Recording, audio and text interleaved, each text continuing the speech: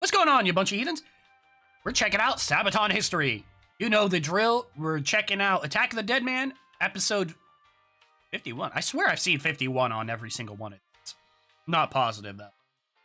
Either way, Attack of the Dead Man, here we come. As always, go check out the original. I always like it when y'all do. They deserve it. Yeah, let's jump in. I'm Indy Nidell. And I'm Per from Sabaton. And this is Sabaton History. Love me some Sabaton History. There are a lot of legendary tales that came out of the Great War. Yeah, and the There is a lot. Attack of the Dead Man talks about one of the most legendary. And the strangest. And the most legendary. Yeah, but the strangest. And maybe most legendary.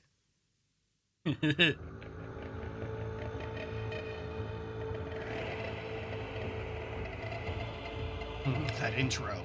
Osowiec fortress was built in the late 19th century on a strategic hotspot near the river Biebrze in what is now Poland, but back then was the Russian Empire.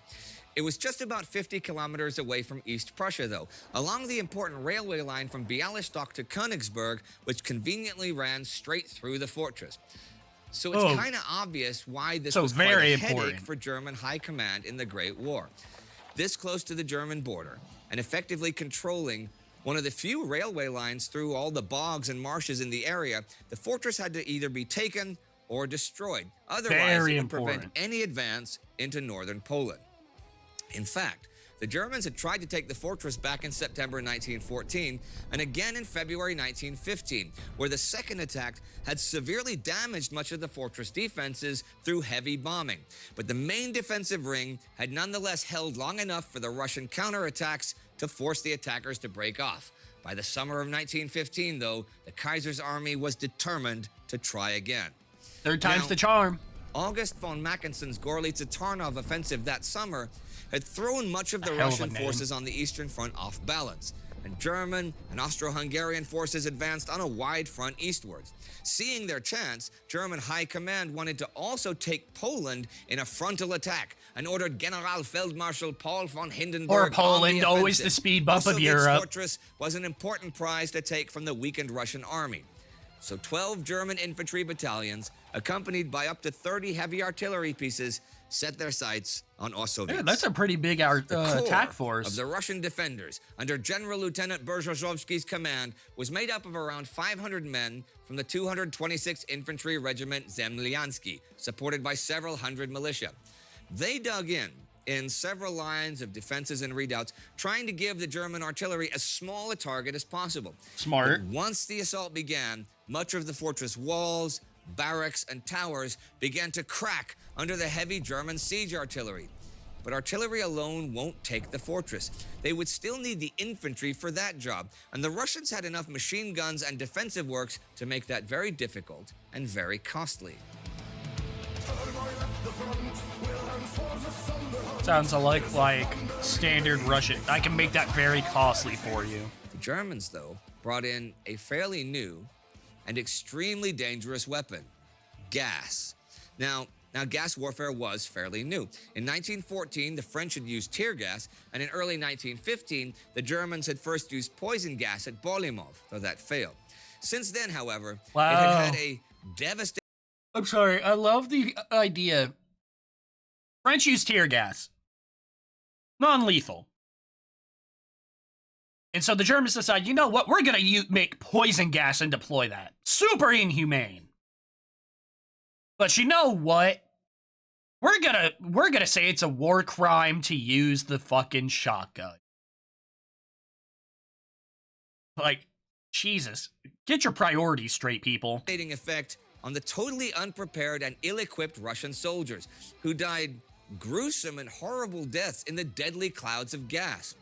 Without gas masks to protect themselves, the defenders of Osowiec were expected to suffer the same fate. In the early morning of August 6th, as the winds were finally favorable, the German gas batteries opened up. A dark green smog descended upon the battered defensive works. The wave of gas crept over the Russian lines, creating a death zone. The gas used was made out of a mixture of chlorine and bromine. That'd be so fucking horrifying to see. You hear the shots in the distance, you see something land, and then just a cloud of noxious gas coming towards you. Oh, that's a horrendous sight to see. The bromine acted as a respiratory irritant. The chlorine attacked the lungs, chemically burning them, right? Making the them drown chlorine in attached blood. itself to moisture in the air, turning it to hydrochloric acid, which then bit into the membranes and flesh of the lungs, aggressively dissolving the soft tissue. The Russian soldiers were literally choking on their own blood. Yeah, you're fucking drowning in your own every blood. breath That's they took destroyed their horrendous. lungs. How is that not a fucking war crime, Unable to Germany? breathe, But a they trench died gun in is. agony, coughing out bloody lumps of their own lungs. But it was not only the lungs that suffered, as the acid attacked the soft tissues of the eyes and noses, burning them chemically as well. I know that's horrible to think from the about. Inside out. Many died within the first few minutes. Those further away from the initial attack tried binding wet rags and urine-soaked shirts around their faces in a desperate attempt to protect themselves, but that often helped little. I mean, fuck, anything to fucking not deal with that. Anything to try to avoid that fate. Everything the wave of gas came in contact with began to die. Leaves and grass turned yellow and black. It killed the insects and the animals in the woods. There was no escaping as the gas crept into every ditch and into every hole, even attaching itself to the brass of guns and shells. Oh, well, yeah, Bormine would. I've seen videos of Bormine staining the fucking little glass capsules it's in. And it was heavy, wasn't it? Yeah, it was dense. So it would fall into trenches. Oh, that's fucking horrendous. The defenders suffered heavy losses, and whole companies in the foremost trenches I've never... Oh, I might not be able to keep this, but I've never seen... Well, no, because this isn't... I don't know. I've never seen actual pictures of leftovers after that. Around 100 men in the defensive lines further back survived, still terribly burned. As the gas dissipated, the German infantry battalions formed up. While other units went to secure the railway line, it was up to these 7,000 men of the German 76th Landwehr Division to storm the main defensive lines in front of the fortress. Confident that most of the defenders had been wiped out and that the few left would be overcome with ease, the German infantry moved onwards. The first lines were indeed littered with only the dead, grotesquely deformed in their final moments of inevitable death. The end. Or was it? As the German troops But it wasn't. We know that from the song. Out ground, they suddenly came under heavy fire. The fortress artillery opened up on them, and machine gun fire tore holes in their ranks. Further out on the flanks, the last Russian reserve companies coming up from the rear formed to counterattack the German infantry. Seeing those friendly reinforcements rush in with their bayonets attached, the 100-odd survivors in the trenches also emerged. Bayonets fixed. Fuck yeah! They stumbled like zombies out of their dugouts, crawling and limping their way into the open. Hey man, we got homies showing up. Fuck it, fight to the end. That's some real G shit. I love that.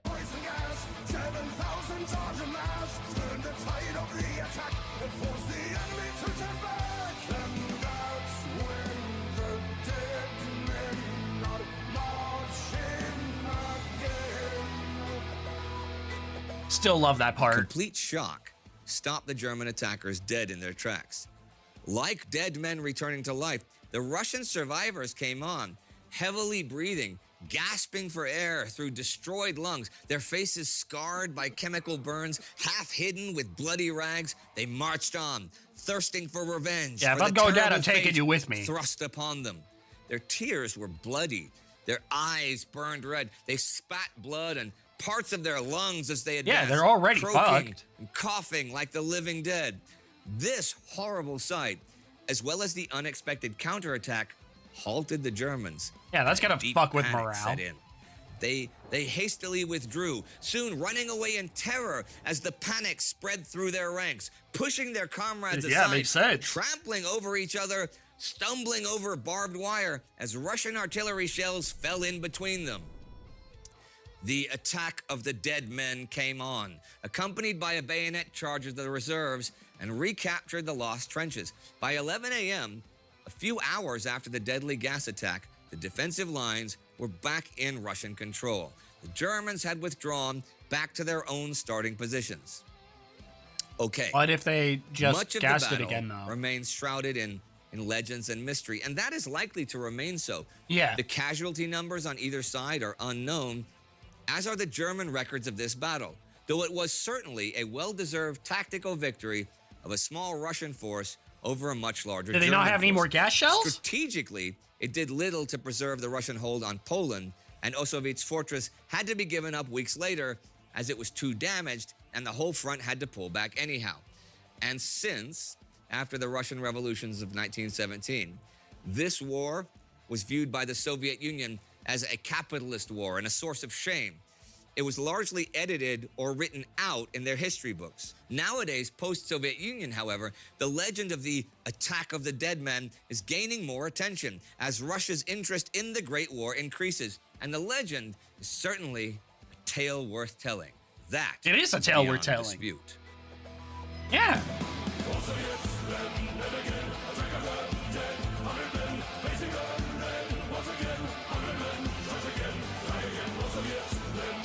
I love this part of the song too.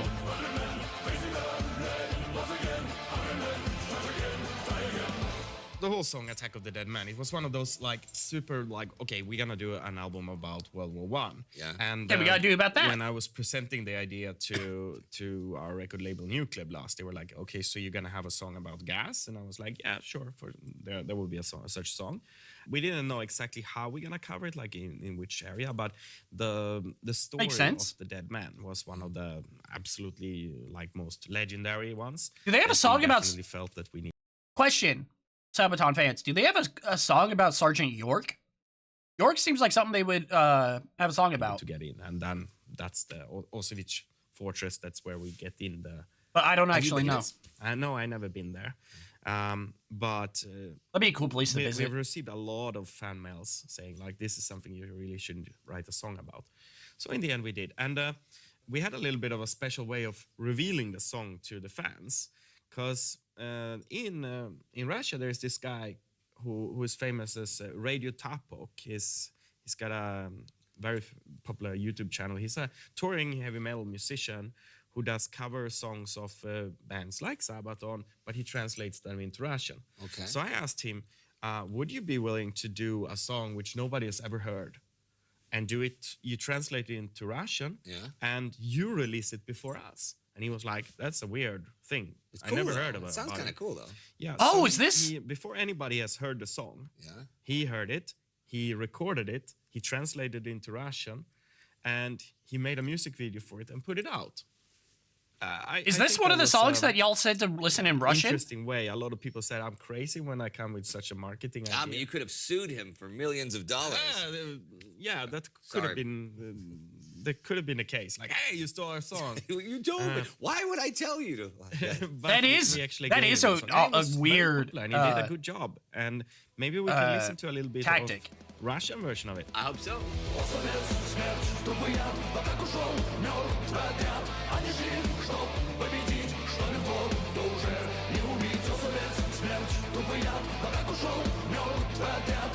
Why do I feel like I've seen y'all mention this dude before? Now, since people were asking you to write lots of stuff about the First World War, and you've got, about the Now I Red gotta look Baron, it up. Lawrence of really quick. Arabia. Which video was it? Which one was the topic that most people asked you to write a song about? About World War One. Yeah. And the most requests are for the Christmas truce. Aha, okay. Funny enough. Seen but that. we didn't have a song that fitted to it, so we couldn't get it in. But second most wanted song was Attack of the Dead Men. It's interesting because I didn't know that story before I started writing The Great War, but I'm a historian, and you think, but it's really the last few years it's become so much more. People know so much more about it and stuff. And guess where I I found can't remember. it? Mainly. Oh yeah, okay. From you. Y'all will have to tell me. Well, we have the fans as well, but where we were. I have so many looking comments for on my early information videos, I was can't mainly see from 'em. you. Huh. Well, it's nice that I can change the world one person at a time, or one metal band at a time. Now, I mentioned before in the history bit that there's not a lot of specific history about this specific battle. Like there's so many things we don't know because so many of the records were destroyed or mislaid or intentionally destroyed during the Soviet Union because World War I was not a patriotic war. It was the imperialist war. It's the problem that we often face, you know. People say, oh, here is a story. And then you can't find the proper information about it. These days, that is a big issue. But I mean, going back to the beginning when we started to write about it, it was not easy for us to find information. Sure. I mean, people who are into history, people who are historians, they know where to search, where to find. They have the networks to find it. Yeah, but y'all we early didn't have that. In the beginning, absolutely alone. We didn't even have the fans. So that would be an issue, wouldn't it? Thankful for where we stand now, where we have good contacts like you, for example, very good reference for World War One. Historians like Marcus and Vika and stuff that say hi, guys. There you go. Hi, guys. They're our awesome team who can help us with coming up with the information. But in the beginning, it was really difficult. Well, you know, I never thought about that before. It would be. People asked a lot during the Great War, and they still ask. They're like, well, did they try anything like that on the Eastern Front? Because the Christmas truce was on the Western Front. And they're like, yeah, how come there was nothing like that on the Eastern Front? You know, there's a very simple reason why there wasn't on the Eastern Front. Orthodox. That's the truth. Some Russian soldiers did try an Easter truce in 1916. They came out of their trenches on Easter, you know, to start the same sort of thing. And they were all shot at and taken prisoner by the Germans and the Austrians because they used a different calendar. And it was 13 days different, so it was not Easter to the Germans and Austrians. They just saw a bunch of Russians walking out of their trenches for hanging out and going, hey, come on, here's some drinks. And shot at them. I wouldn't have shot at them. Drinks are drinks. Yeah. Never look a free drink in the... Well, that doesn't make sense. I'll shut. Also, don't necessarily believe that. Either it's drug, poison, I don't know. I don't trust free shit in general. You can edit that out. Nope, it's in here. I'm having drinks. Drinks. Speaking of drinks. Since it's drinking time, I guess it's time for us to say goodbye, Per. Oh, is he using his... Thank you for everybody for watching this episode of Sabaton History. Bring. Listen to me, everybody. We love the Sabaton History channel. If you do it, please share it with us. Support it on Patreon, YouTube, and any way you want. Thank you for your support. Let's do this forever. Yeah, no, I fucking love Sabaton History too. Honestly, I low-key like Sabaton History more than the actual songs. I like history. I love history that much. So, yeah, weirdly enough, in some cases, I like it more than the actual songs themselves. Damn. Make sure you guys watch the original. Like, comment, subscribe. Until next time, you guys take care of yourselves. See you tomorrow. See ya.